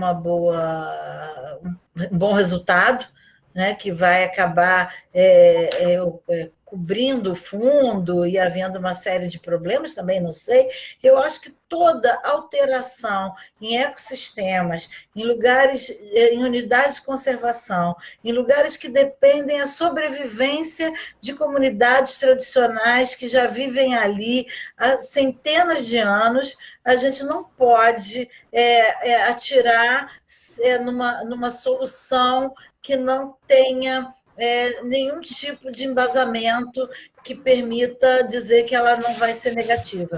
Porque as colocações, eu acho que elas pecam pelo seguinte aspecto: vai fazer isso, não vai ter problema nenhum.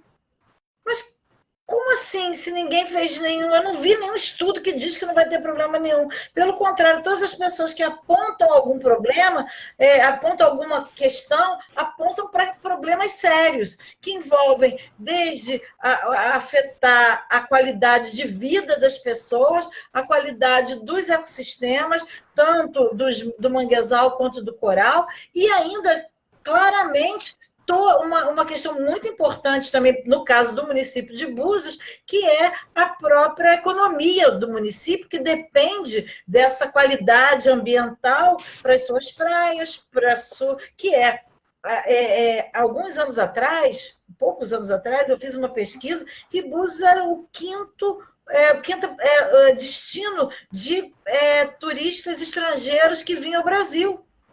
Ou seja, o próprio país quer atrair turismo e gente para o desenvolvimento ou para que deixem recursos aqui e, ao mesmo tempo, mata, não estou dizendo que é o mesmo governo, mas também projetos que matam a galinha dos ovos de ouro.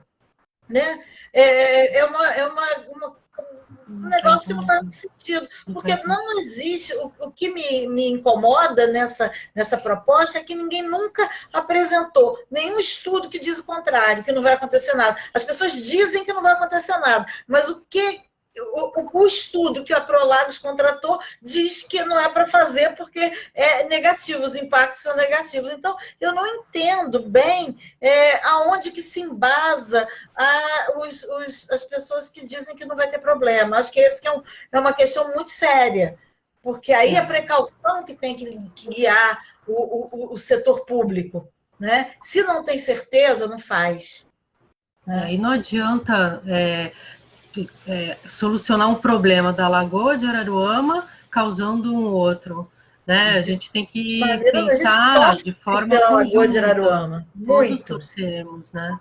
A Lagoa de Araruama precisa ter essa carga não só de esgoto, mas de água doce tirada de dentro dela, porque ela tem uma carga de água que não é natural dela. E isso também causa não só impactos na qualidade da água, quanto do próprio ecossistema hipersalino, que ele, aos poucos, ele vai perdendo essa hipersalinidade por tantas interferências.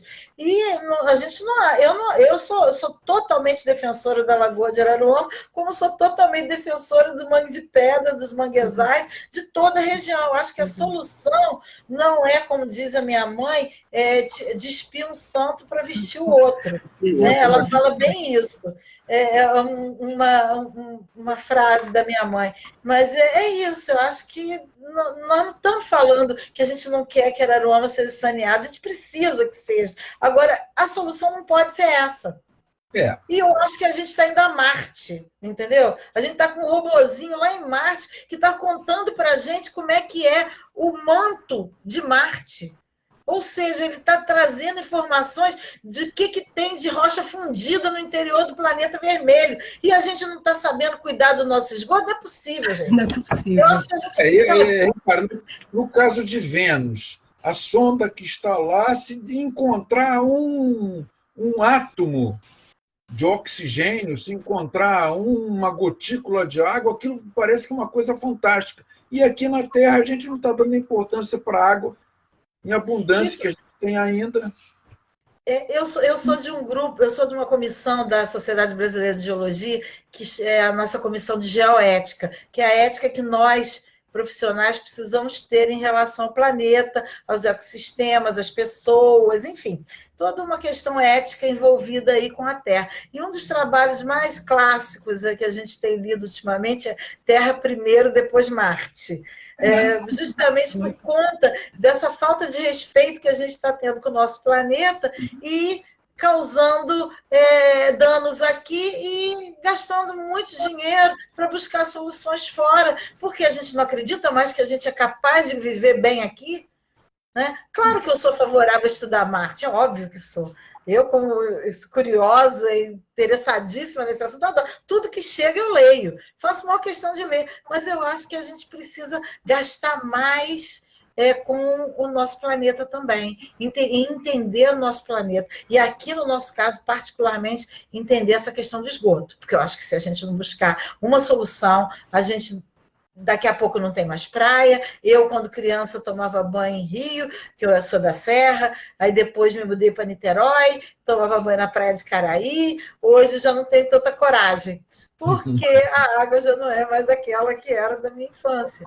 Então, acho que a gente está inviabilizando o nosso próprio lazer, a nossa própria vida, né? Então, acho que tem muita coisa para a gente fazer ainda, e gastar dinheiro com saneamento básico é fundamental.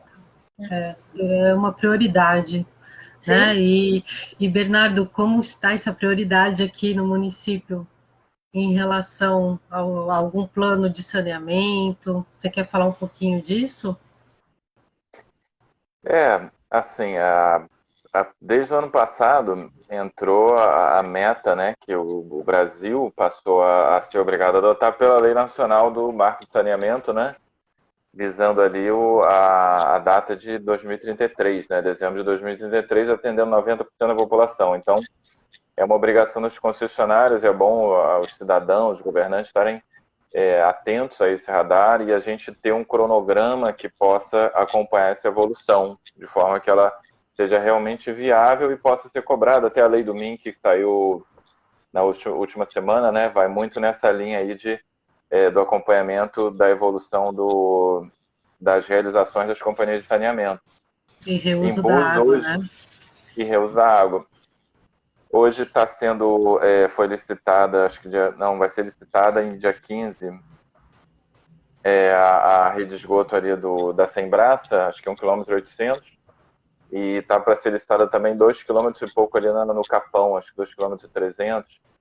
Então está evoluindo alguma coisa. Agora, ainda não se tem uma realização assim, pelo que até onde eu estou acompanhando, sobre esse cronograma para chegar daqui a 10, 12 anos com esse atendimento que o novo marco chama de universalização, né? Acho que é importante a gente ir amadurecendo esse debate para poder que a concessionária venha cumprir de fato a obrigação legal dela, né, que se tornou a partir dessa legislação. E como a professora Kátia falou, é fundamental para a gente ter a sustentabilidade, a qualidade de vida e a viabilidade econômica da cidade, que depende profundamente do turismo, depende muito do litoral, né? A própria viabilidade fiscal, porque a partir do momento que você tem atividade econômica muito prejudicada, como faria essa questão do despejo dos esgotos, né, da região dos lagos para cá, ela pode ter a viabilidade fiscal seriamente comprometida também, né? A partir do momento que você perde o atrativo, ele deixa de ser o quinto destino turístico mais visitado pelos estrangeiros, né?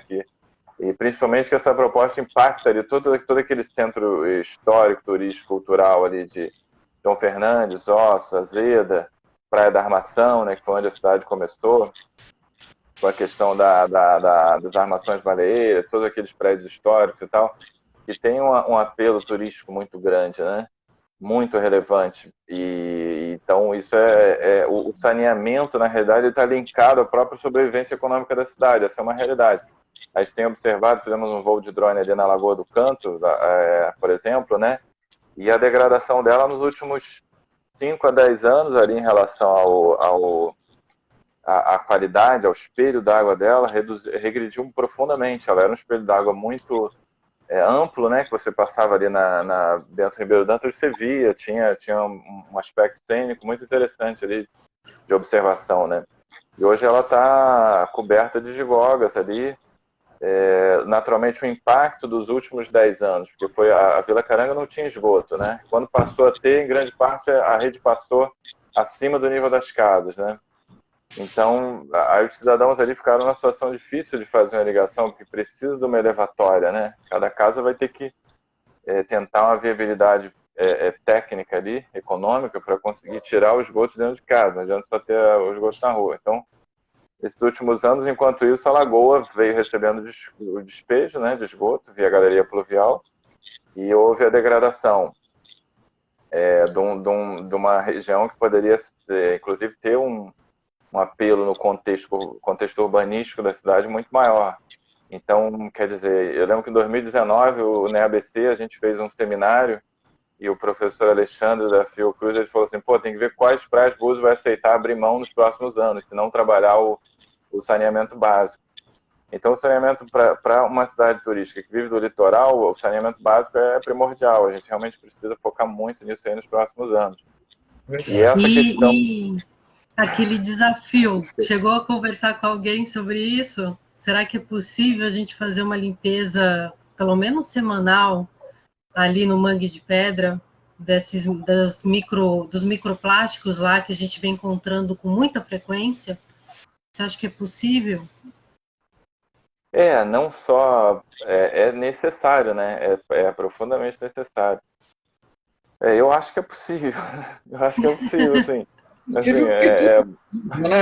Vamos colocar isso como uma pauta aí principal, uma pauta. em homenagem a esse dia, porque... Ano passado, o pessoal estava removendo muita... Esse ano também começou isso.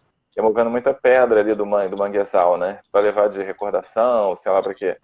E aí a Guarda Marítima ficou com 2 profissionais ali dando plantão para evitar esse tipo de supressão, né?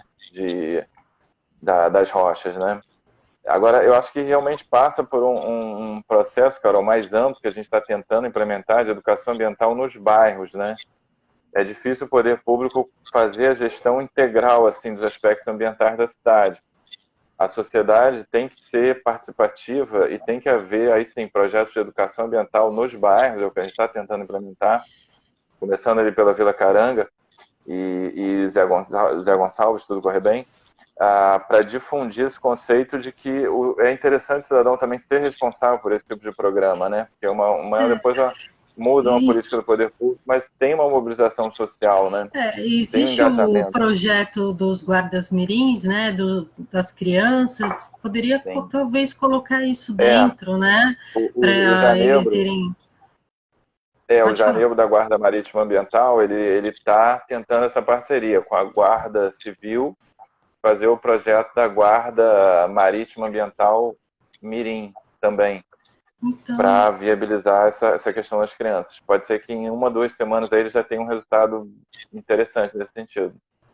E os guias turísticos aqui já fazem um belo trabalho de educação ambiental ali naquele local. Tem todo dia quase eles estão ali e fazem essa explicação. Fica também a nossa homenagem aqui nesse dia a todos eles. Eu tenho uma pergunta, professora Kátia, que perguntaram a respeito do plano de manejo lá da APA, do mangue, como está, se existe, se tem alguma perspectiva em relação a isso, se você pode atualizar esse assunto. Não, eu não tenho nenhuma informação, não. Quando foi, assim que houve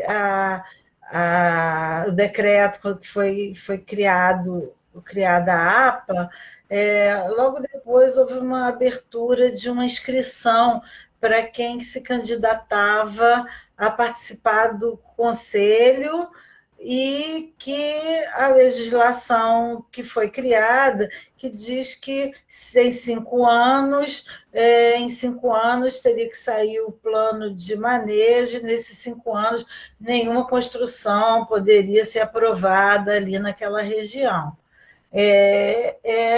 Eu só consigo chegar até aí. Eu não sei se houve algum avanço, não só na questão da contratação, porque eu me lembro que tinha uma empresa que estava sendo contratada, tinha uma licitação, mas isso já faz bastante tempo. Foi ainda em 2020, salvo engano. Eu acho que sim, foi 2020. Mas eu não vi se chegou a ser contratada e se contratou, se foi iniciado o estudo, não sei.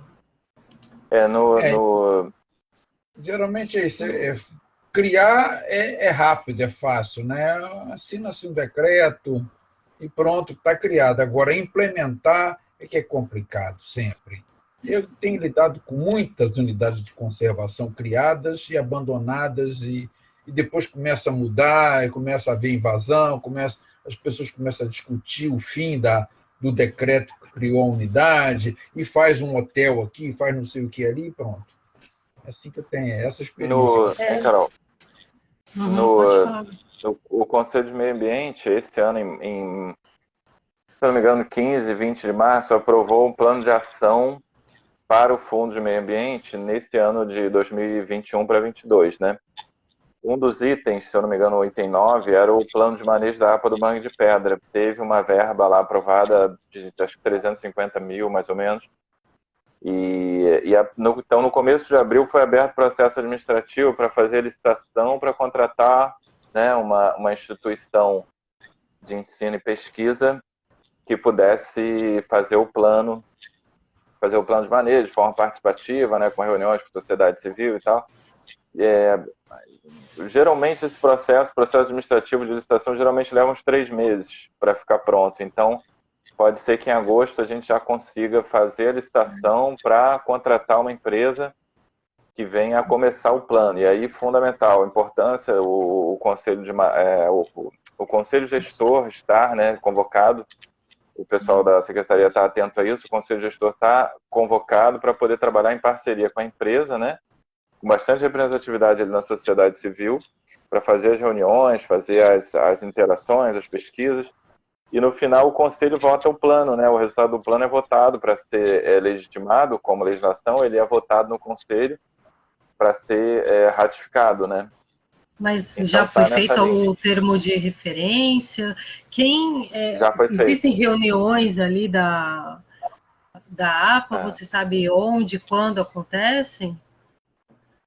Não tem as reuniões ainda, porque o Conselho Gestor ainda está em processo de ser chamado. Já tem um processo administrativo, como a Cátia falou, que está sendo retomado para chamar o Conselho Gestor. Aí sim começar as reuniões junto com a discussão do plano de manejo, para que o plano possa ser amplamente discutido com a sociedade civil e com o poder público. Então ainda não estão sendo realizadas as reuniões. Pelo que eu estou entendendo, eles vão começar junto com um pouco antes da contratação, da licitação para o estudo, para a realização do plano. Se depois você pudesse disponibilizar o termo de referência, seria legal. É aquele termo de 2020, não é o mesmo de 2020? Basicamente de 2020, sim. Basicamente de 2020. Ele era interessante, ele atendia, né? Pelo que eu me lembro, ele era bem amplo e tinha toda a questão dos estudos geológicos, hidrogeológicos, que a gente chamou bastante atenção, que não podia pensar no planejamento que não levasse em conta essa singularidade do Mangue de Pedra, e isso estava lá. Eu me lembro que eu li um texto que tratava assim. Eu espero, sim, desejo muito que isso ande e que a gente possa discutir o Mangue de Pedra, inclusive rediscutir até essa questão de APA, porque a gente viu ali que o que sobrou do entorno do mangue praticamente não permite mais ocupação. Já foi 40, 50, na verdade, 55% já está ocupado, sendo que nos últimos 14 anos foram 14%, ou seja, 1% ao ano. E nesse ritmo, daqui a pouco, a gente já tem essa área comprometida, inclusive com construções dentro dessa área, que se não ficar de olho muito vivo, isso acontece. Por que que acontece? Porque quando você dá uma voltinha e vira as costas, quando você vai lá de novo, já tem uma casinha. E o que era um monte de material de construção, na outra semana é uma casinha, e em 2 meses é uma casa de 2 andares, de bom padrão construtivo, que é o que está crescendo ali. Você pode ver que não é casinha mais... casas simplesinha, está subindo casas boas, inclusive uma delas que subiu por último foi uma que botou fogo no mato quando eu estava lá mapeando, e a gente teve que chamar o bombeiro, porque a gente não conseguia cruzar a rua Carlito de tanto fogo na rua, né? Então, isso aconteceu quando a gente estava justamente fazendo esse estudo geofísico que eu mostrei, da condutividade, então foi no dia.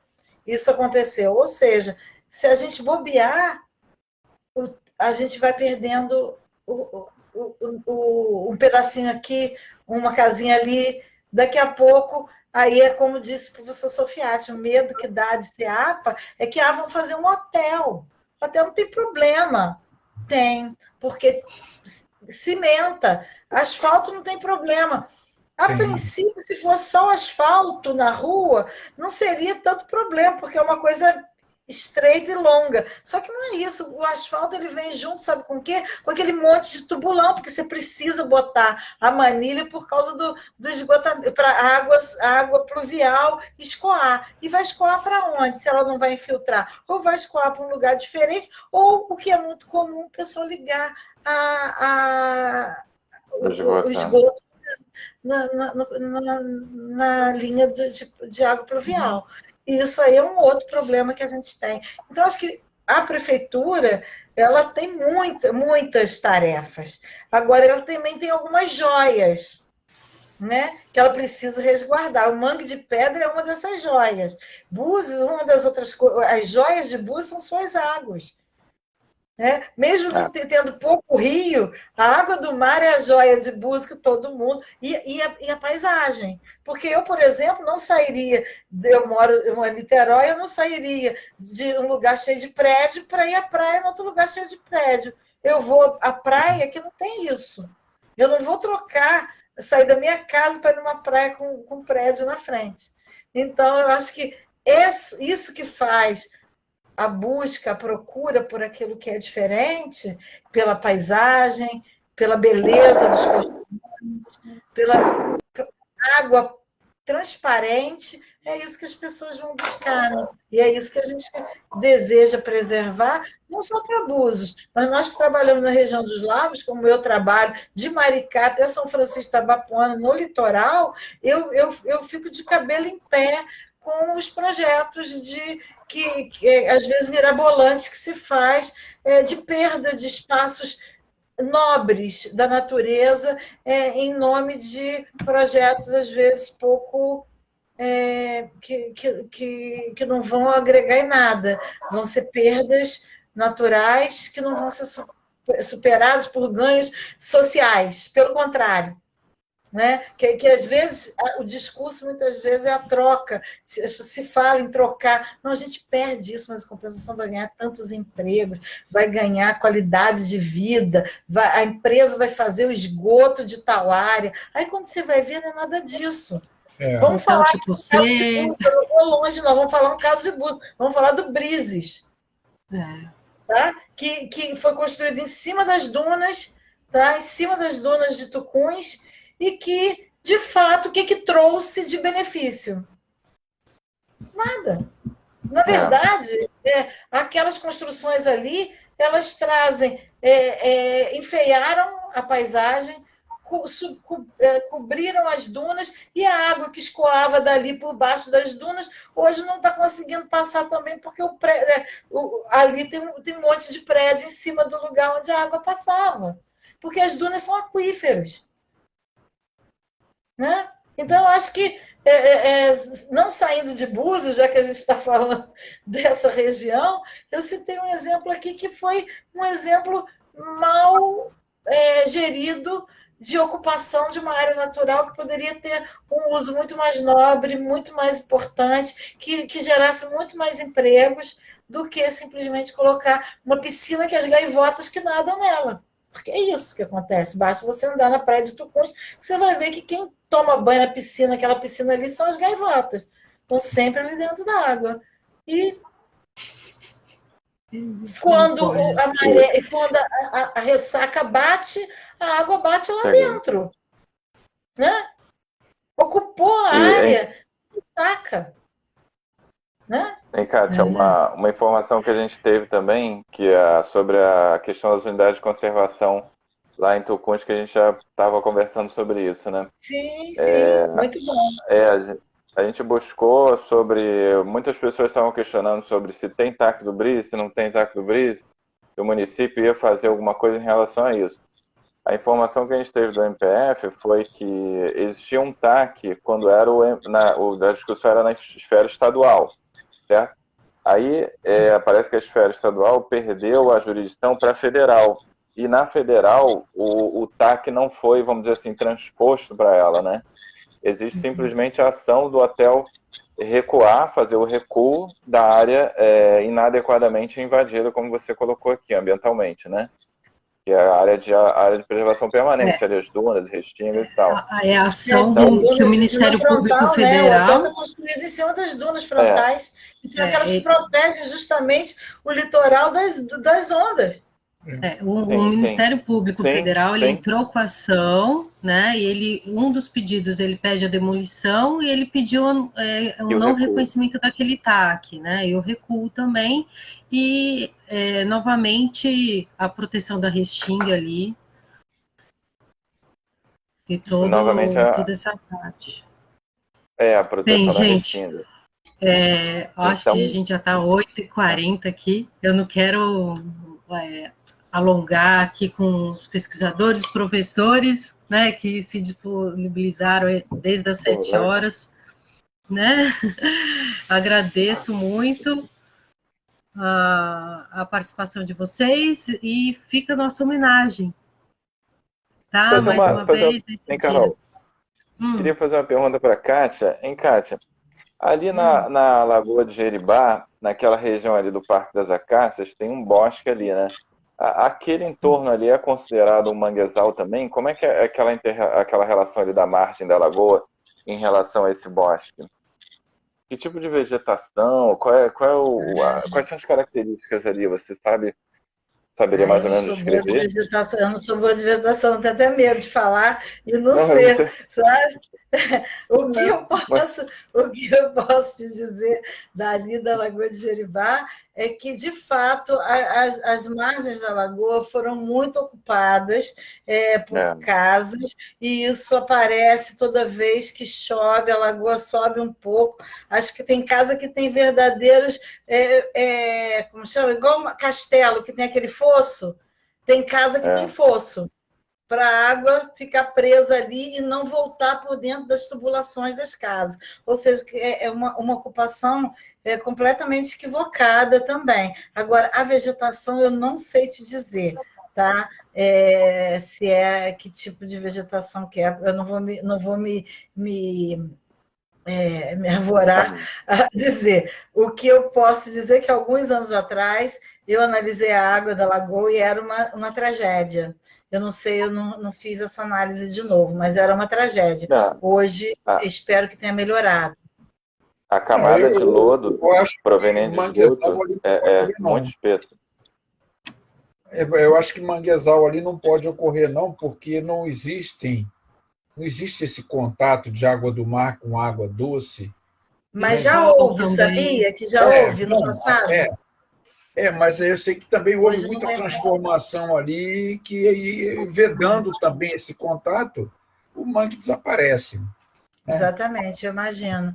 Vem cá. Havia uma ligação ali onde tem ali o Mercado Princesa, ali naquela região, segundo os Uhum. moradores antigos ali da aldeia, ali tinha uma passagem da lagoa em direção ao mar, naquela região. Tinha até um nome, me falou já um nome, mas eu me esqueci. Uma moradora antiga de Búzios, depois até se você quiser, eu posso falar com ela pode de repente fazer uma coisa que eu acho que é bem legal dessa história oral, porque ela nasceu ali em Jeribá, na aldeia, mora até hoje lá, é uma pessoa que ia para Cabo Frio a pé com a família, ou de cavalo, tem toda uma história que ela conta, que eu acho que seria Legal. muito legal recuperar essa história e fazer Porque uma Sim, gravação com ela. seria. Ela se lembra quando tiraram o sambaqui que tinha ali naquele encosta de Jeribá. Existia um sambaqui ali na encosta, no final da praia, não na Ponta do Marisco, do outro lado. Ela se lembra da retirada para a construção daquelas casas. Então, é uma pessoa que pode trazer muitas informações interessantes para a prefeitura, recuperar um pouco de sua história através dos seus moradores, né? E ela é uma pessoa que tem esse conhecimento. Pode ser a Sim. próxima e live. memória se perdida, né? Que a pessoa chega um tempo que não vive mais e morre Pois levando é. as informações todas. Ela é uma pessoa maravilhosa, que conhece essa história dali de uma maneira incrível. Eu gosto tanto de conversar com ela. Chama Dona Dica, lá da aldeia, Jerivá. Dona Dica. Dona Você Dica. falou a questão das ocupações irregulares, né? O que a gente tem encontrado lá é a lagoa com a camada de lodo muito espessa no fundo, o que é característica assim, lagoas que estão sofrendo um despejo de esgoto grande, né? E aquele trecho ali que vai da Rodrigues Garcia, né? Quer dizer, próximo ali da Colina de Jeribá, tem uma descarga de esgoto enorme ali vindo do Albatroz, da Vieira Câmara, do chamado Sovaco da Cobra. Então, ali é uma entrada fenomenal, assim, um volume muito grande no chamado tempo seco, né, da Prolagos. E o extravasor dela, que é ali perto do Princesa, na rua Rio de Janeiro, ele lança lá na Rancho Mutano, em Manguinhos. Então, quer dizer, o problema das ligações clandestinas em Jeribá, afetando a qualidade de água do outro lado da península. Você vê que barbaridade, né? Enquanto não tem uma ação mais enérgica de multa pesada e ação por dano ambiental, você segue degradando a praia do outro lado em função da irresponsabilidade dos moradores no entorno da lagoa, né? Você vê que como uma coisa cíclica. Eu examinei bem aquele canal de Manguinhos ali e eu fiquei impressionado com a estatura do mangue branco. Ele cresceu assim descomunalmente. Não é comum o mangue branco fazer isso, mas aí dá para perceber o que aconteceu ali. Um sombreamento muito grande e as árvores crescem em busca do sol, né? E aí cresceram muito. Aquele é um manguezal que tem que ser protegido também, mas houve muita alteração ali, muita urbanização, muita ocupação, muito barramento de canal. É terrível aquilo. Sim. Não é fácil, tem muito problema. Tem. Mas tem muito assunto para várias lives. De proteção aos manguezais na região dos lagos, porque a região dos lagos está se fragmentando de tal maneira que parece que Búzios é inimigo de Cabo Frio, vice-versa. Os municípios perderam a noção dessa espacialidade, dessa unidade da região, né? Então, nós temos falado muito disso no Costões e Lagunas, nosso projeto Geoparque, por conta disso, porque esse projeto ele só funciona se os diversas unidades se falarem, senão a gente não consegue tocar ele. Trabalhar individualmente, ele não existe. Ou pensa coletivo, ou a gente vai ter muita dificuldade de tocar por conta dessa fragmentação, né? E eu acho que todo mundo tem que pensar que o que move a região dos lagos é a sua beleza, sua história, as suas riquezas naturais, suas riquezas culturais, as pessoas. E se isso não for considerado nesse estilo de desenvolvimento, a gente vai ficar fragmentando, porque é mais fácil tocar dessa maneira do que pensar uma solução em conjunto, né? É mais difícil, mas é mais efetivo, né? Inclusive Cabo Frio deveria pensar essa questão do UNA mais integrado a Búzios, porque se você observa, a senhora mostrou ali a pluma do Rio na vazão de hoje, né? Quer dizer, ela já chega ali tranquilamente na Ilha Feia e no Canal da Marina, na Ilha das Rocas, chega no comecinho ali de Manguinhos. Se você joga o que eles propõem, quer dizer que é 8 a 10 vezes maior, com a corrente do Brasil, ele chega a Cabo Frio tranquilamente, sem sombra de dúvida. Ele atravessa Búzios inteiro, prejudica Búzios.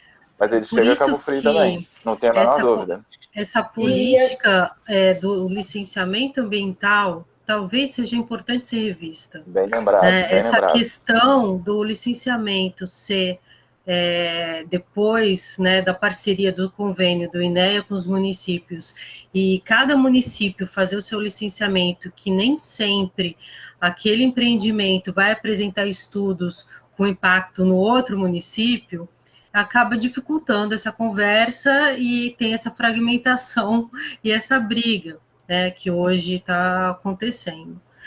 Acho que a gente tem que pensar de forma mais conjunta. E se você olha aquele mapa que eu coloquei ali, que foi o mapa que o Cainho colocou também, você vê que Cabo Frio vai sofrer muito com a inundação. Não é só a região de Búzios, vai sofrer nas praias. Cabo Frio vai sofrer internamente também, no seu território continental. Vai ser bastante grave.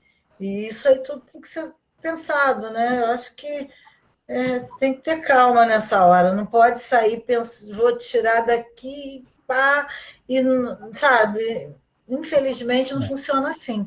Mas a gente vai ter que parar para pensar e fazer esse freio de arrumação com todos os municípios pensando nas suas soluções. E pensar junto o que há de melhor, o que há de mais tecnológico, menos agressivo.